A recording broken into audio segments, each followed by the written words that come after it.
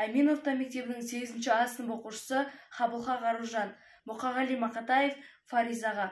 Фаризажан, Фариза қыз, өмірде ақындардың бәрі жалғыз, шыдай ақыры жалғармыз, бірімізден біріміз арылармыз. Біздерде де жоқтайтын жан болса егер, шаң басқан архивтерден табылармыз. Сен мені білесің бе, жаралмаған жаны кем күресуге, жылай жүріп өтірік күлесің де, жүресің де, қоясың жүресің де, бір итеріп кеудемнен бір шалып, тастағысы келеді күресіңге. Фаризажан, сен соны білесің бе? Жанарымды тұманмен тұмшаладым, серіппесі үзіліп тұрса дағым, жігітінен қазақтың дос таба алмай, қыз да болсаң мен саған мұңшағамын.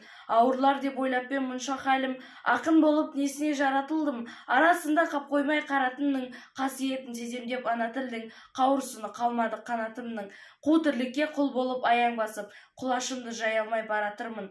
Момын едім, жақсы едім, ұяң едім, аттап өттім олардың қия белін, енді міне қауқарсыз құрашуды жия бергім келеді, жия бергім. Маңдайымнан сипаған бір жан болса, енді қалған өмірімді қияр едім.